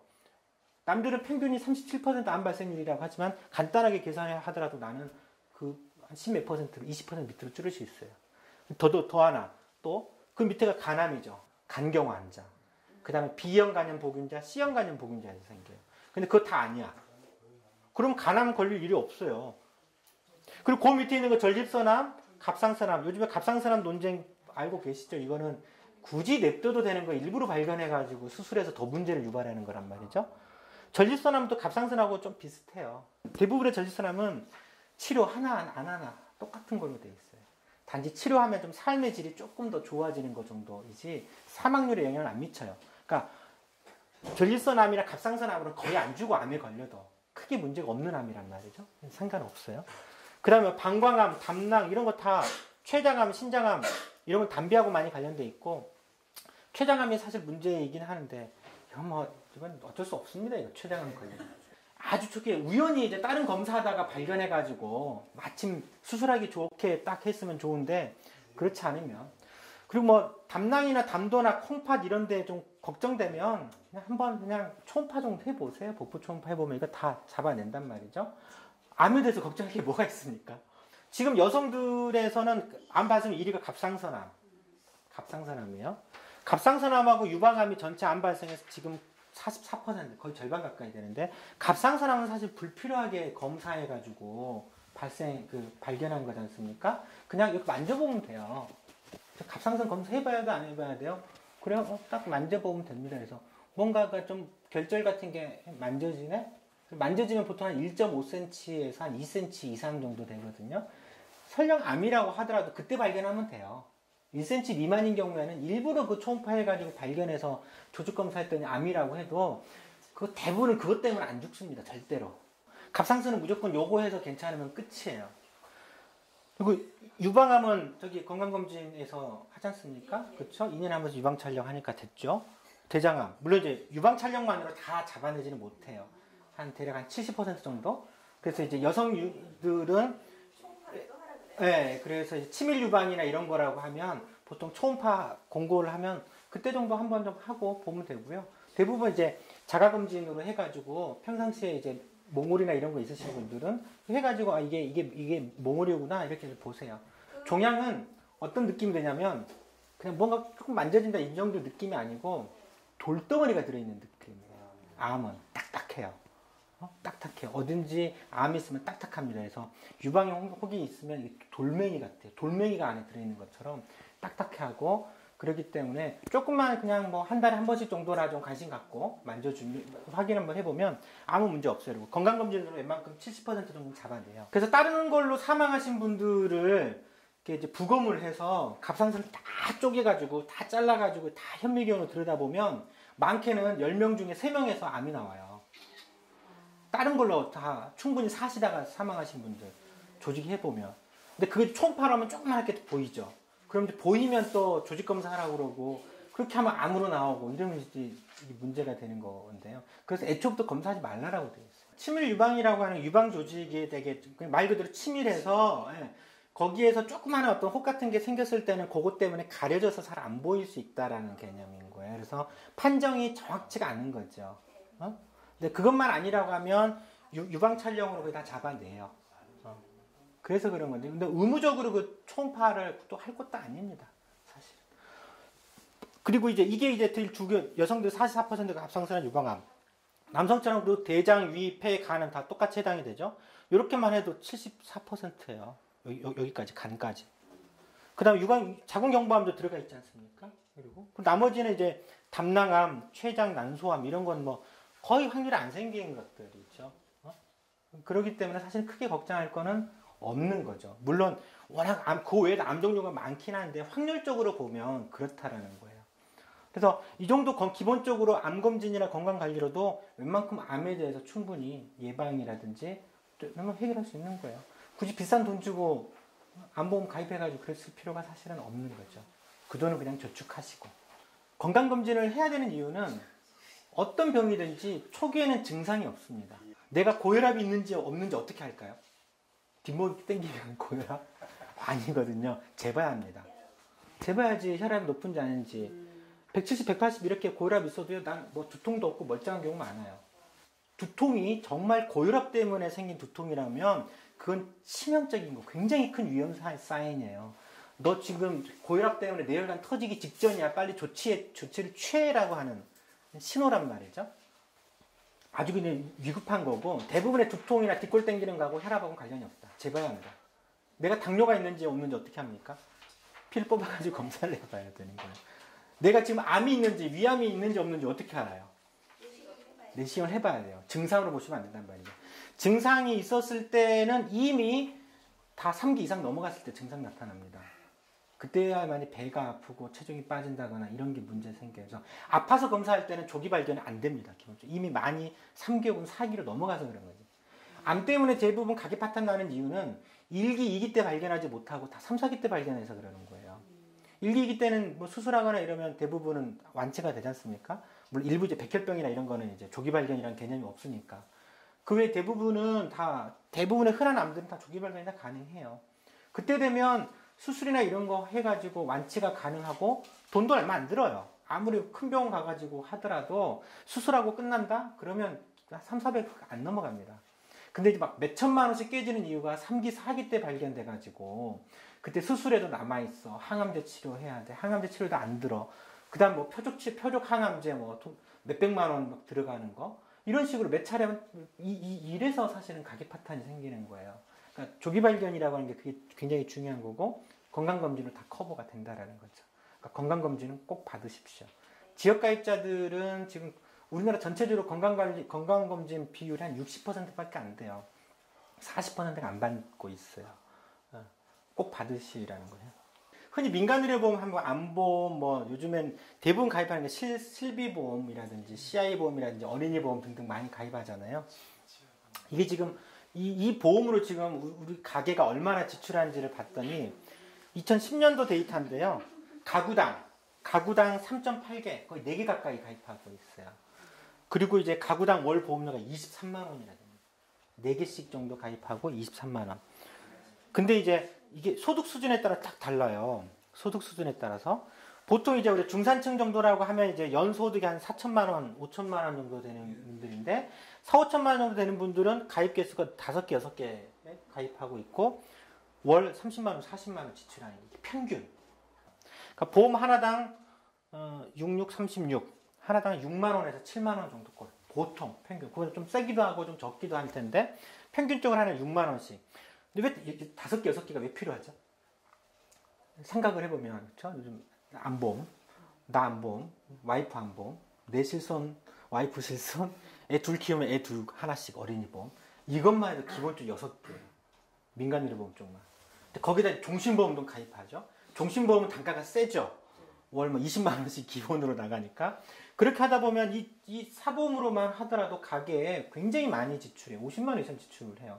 민간을 보험만 20만 원 정도. 웬만한 중산층은 3, 40만 원씩 지출이 된단 말이죠. 근데 이 민간을 보면 왜 가입할까요? 단순한 불안한 것보다도 뭐냐면 뭐 암보험 뭐 가입하면 암이 예방되는 건 아니지 않습니까? 네? 혹시 모를 암에 걸렸을 때 문제. 만일에 그게 이제 건강보험이 커버가 해준다라고 하면 사실은 암보험 가입할 이유가 암 물론 좀 가입할 이유는 완전 사그라들지 않아요. 대신에 실손의료보험 같은 게 들 필요가 없어지죠.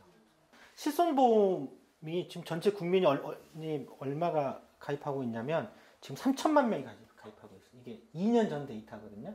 3천만 명. 인구 5천만 명 중에서 60%가 이미 실손보험 가입하고 있어요. 실손보험 가입하고 있으면 다는 아니지만 어떻게 보면 사실상 거의 무상무료라고 볼 수 있죠. 병원비 본인 부담을 다 커버해주지 않습니까? 비급여까지. 또 요즘 다 커버해주진 않긴 하지만 이리저리 특약으로 많이 끼워가지고 입원 일당 뭐 3만 원씩 더 나오고 뭐 이런 것들이 많잖아요. 그러니까 사실 실손보험 가입해놓고 병원에 입원하면 입원은 오래 최대한 버티다가 이게 퇴원할수록 그러니까 입원 기간이 길어질수록 오히려 보험사로부터 돈을 받는 경우가 많아요. 또 이게 겹치기로 막 2개, 3개씩 가입하고 있으신 분들이 있기 때문에 입원 일당 3만 원, 3개 가입하시면 하루에 9만 원씩 나오는 거야. 하루씩 더 버틸 때마다. 그러니까 저도 이제 경험적으로 이 보험 많이 가입하신 분들은 감기 가지고 입원을 해가지고요. 온갖 검사 다 해달라고 그러고 퇴원 안 하려고 그래. 최대한 일주일 이상 버텨 막. 이리저리 핑계대면서 여기도 아파요, 저기도 아파요 이런 식으로 하면서. 그래 돈 버니까. 근데 그렇게 하더라도 사실은 이렇게 많이 내고 실제 혜택 보는 건 그렇게 크지는 않아요.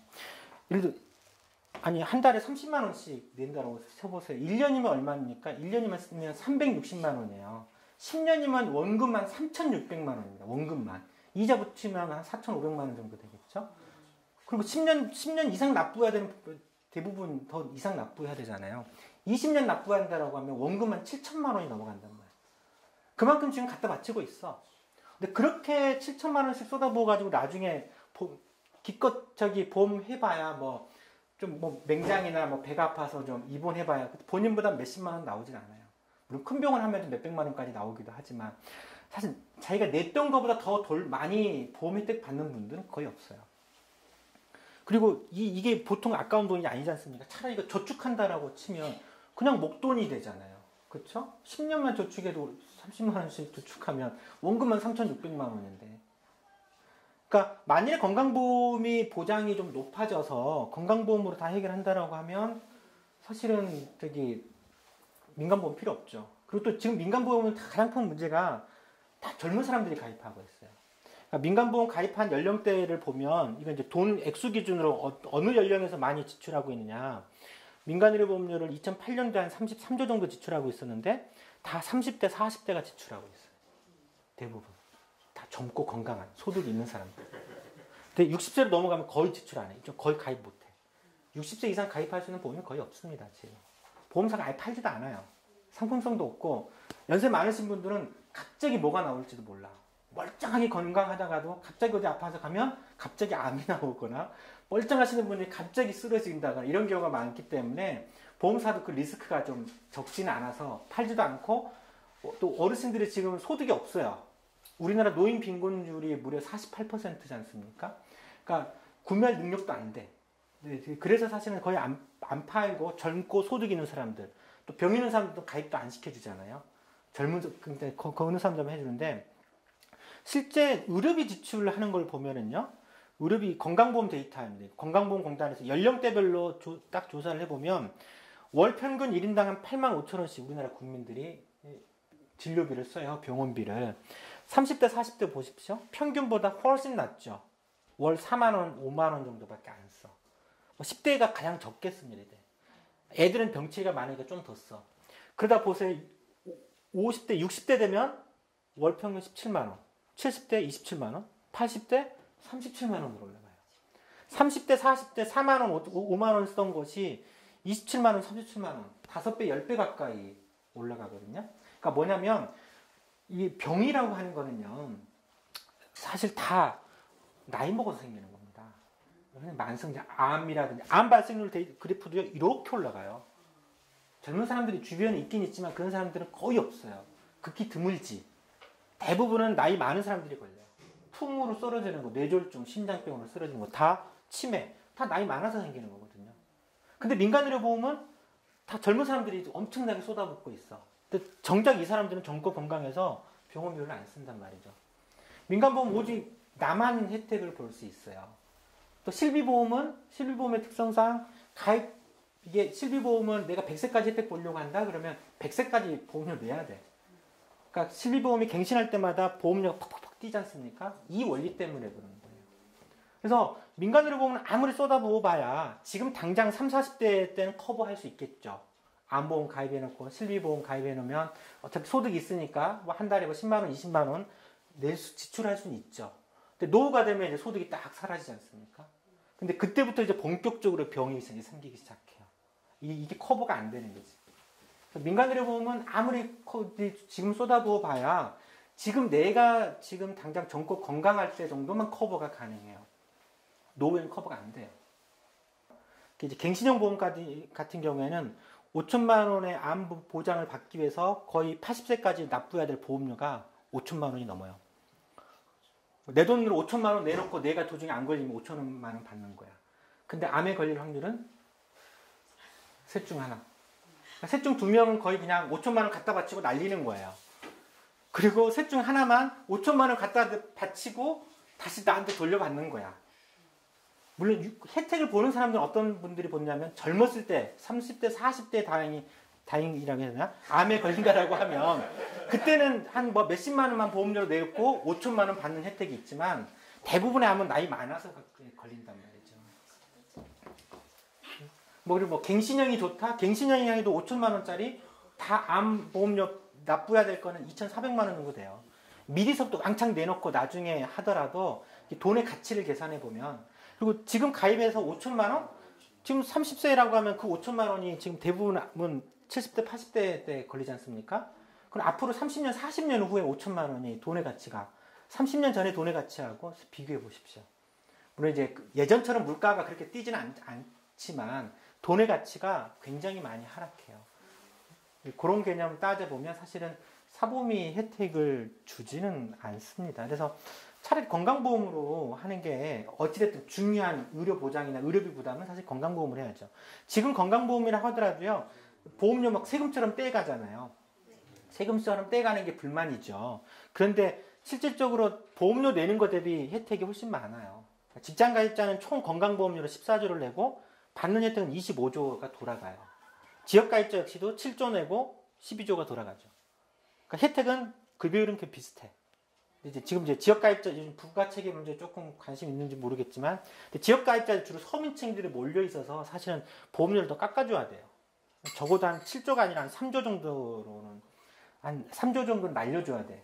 이제 그게 좀 문제가 있지만, 어찌됐든 건강보험이 그렇더라도 굉장히 우수하죠. 그 이유가 이제 직장가입자는 사용자 부담금이 고스란히 14조만큼 더 들어가지 않습니까? 기업이 더 보태주는 게 있고, 국고지원이 또 추가적으로 들어가기 때문에 혜택이 좋은 거죠. 그러니까 민간보험은 예를 들면 10,000원 하나 내면 민간의료보험료 나한테 돌아오는 게 반 돌아오면 많이 돌아오는 거예요. 반. 민간의료보험은 사업비나 이런 걸로 많이 떼가죠. 그런다고 또 건강보험은 이제 사업주가 보태주고 국가가 보태주지만 민간의료보험 뭐 사업주가 보태줍니까? 국가가 보태줍니까? 그냥 내 돈 내고 그냥 건강보험은 소득에 따라서 내잖아요. 예를 들면 제일 부자가 이재용인가요? 이재용이 나보다 몇 살 좀 많긴 하지만 똑같이 암보험에 가입해. 그러면 이재용이 10만 원짜리 암보험 가입하면 내가 가입해도 나도 거의 10만 원 다 같이 내야 될 거라고. 연령대가 비슷하니까. 그렇죠? 근데 건강보험이라고 한다라고 하면 이재용은 소득이 많으니까 아마 최고 상한치에 낼 거예요. 월 한 460만 원의 건강보험료를 낼 거란 말이죠. 저보다 기본적으로 10배 이상 낼 거란 말이죠. 그러니까 이런 걸로 따지면 건강보험이 훨씬 우수하다라고 볼 수 있죠. 그래서 지금 이제 건강보험 보장률이 62%예요. 62%고 직장가입자 기준으로 건강보험료는 3%를 내고 있어요. 소득에. 임금 소득의 3%를 내고 있으니까 예를 들어서 300만 원 임금 소득자다 그러면 현재 9만 원 정도를 내고 있는 거지. 건강보험료로. 근데 예를 들어서 건강보험을 62% 보장을 80% 정도로만 만들어도 80% 정도만 만들어도 사실은 실비보험 없어져도 돼요. 없어져요.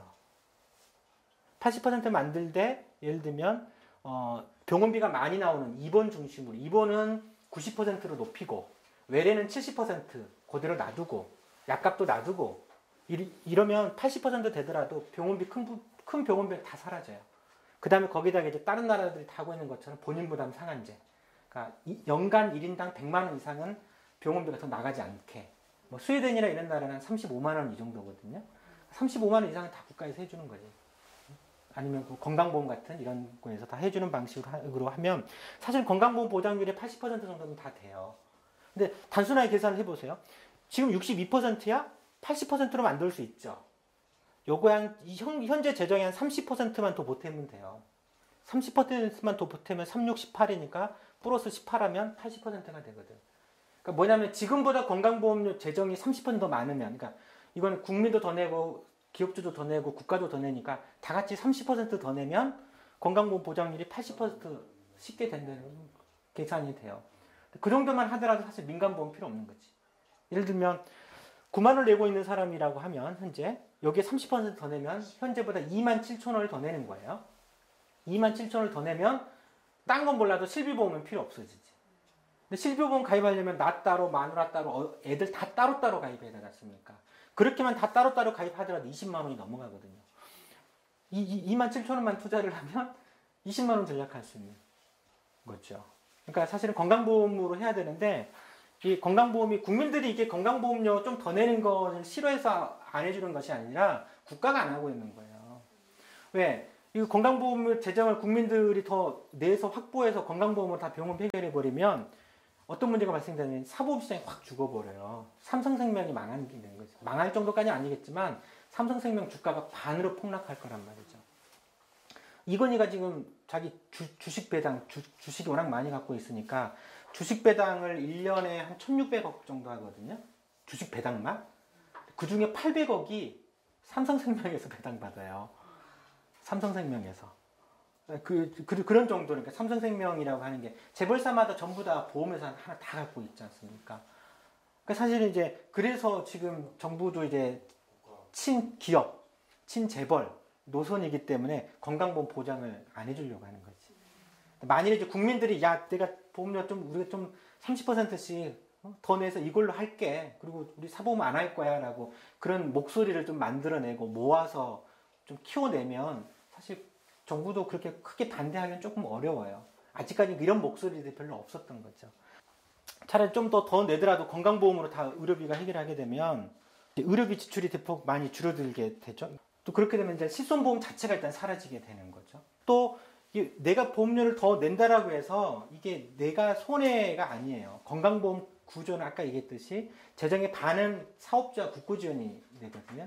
그러니까 건강보험료율이 올라가면 사업주 부담금도 덩달아 따라 올라가게 되고 국고가 지원해주는 비율도 덩달아 따라 올라가게 돼 있어요. 건강보험 하나로 시민회의 활동할 때는 한 14조 정도만 모으면 되겠다 싶더라고요. 그래서 14조 정도는 그럼 누가 다 내냐? 국민들이 다 내자는 거냐? 그렇지는 않고 이 중에 한 30% 정도는 사업주가 내고 한 20% 정도는 국고가 내고 그 다음에 나머지 절반 정도인 6.5조 정도만 절반 정도만 국민들이 내는데 이것도 건강보험료는 소득에 따라서 비례하는 방식으로 내잖아요. 그래서 6.5조 중에서도 사실 상위 30%가 대부분 또 전체 이거의 60%를 내요. 하위 70% 국민이 내야 될 거는 이 전체 14조 중에 한 2조 조금 넘게 정도밖에 안 되죠. 건강보험은 사회보험 방식이기 때문에 되게 사회 연대성이 아주 굉장히 좋아요. 그래서 이런 방식으로 해서 국민들이 좀 지금 사보험 지출이 너무 세기 때문에 건강보험으로 하나로 하자. 그래서 건강보험 재정을 좀 더 확충을 해서 병원비 다 이걸로 해결하자라고 하는 운동을 제가 사실 좀 하고 있는 거고 이게야말로 또 건강 문제에서 또 빠질 수 없는 돈 문제. 그쵸? 쓸데없이 건강보 보조식품 이런 거 먹지도 말고 또 사보험 지출도 전략할 수 있는 핵심 비법이 여기에 숨어 있는 거죠. 그래서 사회보장 제도를 강화시키는 것들이 좋아요. 그래서 이게 여기 계시는 분들은 안 그러겠지만 사실 세금을 많이 내는 거에 대해서 많이 부담을 갖고 계시는데 이제 예전에 통계를 봤더니 전 세계에서 저축률을 봤어요. 국가별로 평균적인 저축률이 가장 높은 국가들이 세금을 제일 많이 내는 국가들이 저축률이 제일 높더라고요. 그리고 저축률이 굉장히 제일 낮은 나라들이 여기 뭐 미국, 한국, 일본 이런 나라들 저축률이 낮아요. 세금 비중이 낮은 나라들이야. 그러니까 세금을 적게 내면 내가 뭔가 나한테 쓸 수 있는 여유 자금이 더 많을 거라고 생각하지만 그렇지 않아요. 그러면 이제 세금을 적게 내면 국가의 복지 시스템 자체가 취약해지고 보장이 낮고 그럼 내가 직접 지출해야 되는 것들이 많아지는 거죠. 그러니까 사교육비 엄청나게 들어가죠. 병원비 엄청나게 들어가게 되는 거죠. 또 집값으로 얼마나 많이 들어가고 있습니까? 유럽이나 이런 거는 주택이나 이런 것도 다 임대주택으로 임대주택이 조그마한 10평짜리 이런 게 아니잖아요. 유럽 쪽은 굉장히 널찍널찍한 임대주택이 되게 잘 돼 있거든요. 그렇게 우리 인간으로서 생활해야 될 기본적인 측면들은 다 이제 사회가 공동으로 해결을 하고 그 비용을 이제 세금으로 내는 방식으로 해결하는 게 나은 거죠. 세금으로 해결하는 거는 결국에는 소득에 따라서 내는 거니까 또 기업도 또 세금을 내잖아요. 그러니까 이런 방식으로 이제 내는 거죠. 그러니까 조세나 건강보험이나 이런 재원들은 다 국민들이 내는 게 아니고 소득에 비례해 낼 뿐만 아니라 또 기업도 내주고 국고도 내주고 또 법인세라든지 이런 방식으로 모든 세금이 이루어져 있지 않습니까? 근데 이제 직접 사보험이든 아니 내가 직접 내는 병원비든 이런 것들은 누가 보태주는 거 없잖아요. 이재용이나 나랑 똑같이 사보험 가입할 때 돈 똑같이 내야 되고 병원 가더라도 병원비 똑같이 걔가 400만 원 나서 나도 400만 원 내야 되는 거지. 부당하지 않습니까? 그러니까 건강보험으로 해결하게 되면 달라지는 거죠. 의료 민영화라고 하는 게 다른 게 아니고 그런 거죠. 이제 이렇게 우리 헌법 보면 이 보건의료는 사회보장으로 돼 있어요. 헌법 정신에 사회보장을 증진할 의무가 있다라고 돼 있어요. 그리고 관련 법이 다 그렇게 돼 있는데 국가를 지금 사회보장을 강화시키려고 하는 것이 아니라 이거를 오히려 이제 민영화시키는 방식으로 해결하는 거죠. 그러니까 시장으로 떠넘기는 방식으로 하는 거죠. 시장으로 떠넘긴다라고 하면 결국에는 거기서 이제 시장의 논리, 결국 돈의 논리고 기업의 논리지 않습니까? 이런 식으로 해결을 하라는 거죠. 그래야지 거기서 이제 시장의 참여자들이 이제 돈을 버는 거지. 의료기관도 돈 벌고 삼성전자나 이런 데도 장비 팔아서 돈 벌고 이런 식으로 하라는 거예요. 민간보험사도 또 시장이 더 팽창하니까 거기서 돈 벌라는 거지. 그러니까 국민들의 건강을 대상으로 해서 돈을 벌려고 하는 것이 사실 의료 민영화인 거고 의료의 어떤 공적인 특성, 사회보장대로 특성을 강화시켜야 되는 거죠. 그러니까 건강보험을 강화시켜야 되는 거죠. 건강보험을 강화시키게 되면 이제 이 문제가 이제 사보험하고 이제 그래서 치열한 아주 거의 전쟁 수준에 벌어질 수도 있어요. 얘네도 엄청나게 돈 쓰겠지만 어쨌든 사보험을 강화시키는 우리는 이제 그러니까 사회보험을 강화시키는 방식으로 저는 주장을 하는 거고 지금 정부는 이제 시장 쪽으로 이제 시장으로 알아서 개인의 능력에 따라서 해결하라고 하고 있는 상황인 거죠. 미국이 4인 가족의 민간 의료 보험료가 얼마인지 아셔요? 대략 얼마 정도 될까요? 1번 4인 가족 기준 연간 보험료 1번 500만 원, 2번 1000만 원, 3번 1500만 원, 4번 2000만 원. 4번? 땡. 3번입니다. 4번일 것 같았죠? 1500만 원. 그러니까 미국 돈은 15,000달러예요. 4인 가족으로. 근데 그것도 어르신들 65세 이상은 미국은 그래서 공보험으로 해결해 주잖아요. 어르신들 빼고 젊은 부부 아이들만 하는데도 15,000달러 정도가 되거든요. 근데 그게 이제 그렇더라도 기업인 경우에는 취직한 경우에는 좋은 기업에 취직하면 그거의 한 3분의 2 정도는 기업이 대줘요. 나머지 이제 한 3분의 1만 되면 되지만 제일 큰 문제가 자영업자들. 이런 사람들은 이제 자기가 그 돈을 다 내야 되는 거죠. 그러니까 우리나라 교민들도 이제 뭐 아프면 우리나라 와가지고 돌아와가지고 수술 받거나 뭐 출산하고 다시 돌아가지 않습니까? 그게 더 저렴해요. 비행기 값 100몇만 원씩 가더라도 그게 더 저렴하다는 거죠. 미국 같은 경우만 보더라도 의료 민영화가 되면 깝깝하죠. 그래도 미국은 전 세계를 패권 국가잖아요. 그러니까 이제 돈이 있고 그러니까 또 소득도 좀 높고 그러니까 버티는 거지. 우리나라 수준 지금도 힘들어 죽겠는데 이거보다 더 많이 의료비 지출하라고 하면 거기 중산층 자체가 거의 남아나죠. 보험을 들고 있는데 굳이 안 들어도 될 걸 들고 있다는 생각이 들어서 좀 생각 좀 해보려고요.